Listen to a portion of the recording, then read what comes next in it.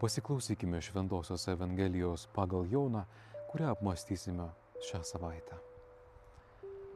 Anuo metu eidamas pro šalį, Jėzus pamatė žmogų aklą gimusi.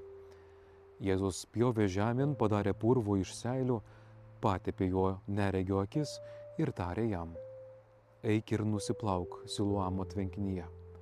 Siluamas reiškia siųstasis. Tasai nuėjo, nusiplovė ir sugrįžo regintis. Kaimynai ir kiti žmonės, kurie matydavo jį elgetaujantį, klausė: ar čia ne tas, kuris sėdėdavo elgetaudamas?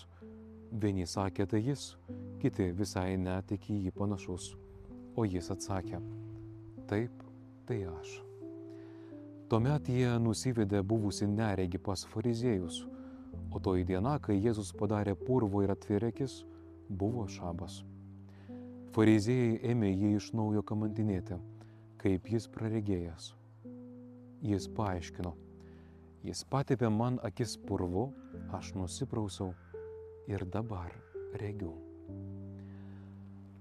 Kai kurie fariziejai kalbėjo: tas žmogus ne iš Dievo, nes nesilaiko šabo. O kiti sakė priešingai: kaip galėtų nusidėjėlis daryti tokius ženklus? Ir jų nuomonės nesutarė. Tuomet jie ir vėl klausė buvusi neregį: o ką tu manai apie vyrą, atvėrusi tau akis? Šis atsakė: jis pranašas. Jau užriko ant jo: tu visas gimęs nuodėmėse ir dar nori mus mokyti?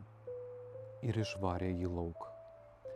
Jėzus sužinojo, kad jie buvo išvarę jį lauk ir susitikęs paklausė jį: ar tiki žmogaus sūnų? Šis atsakė: o kas jis, Viešpatie, kad jį tikėčiau?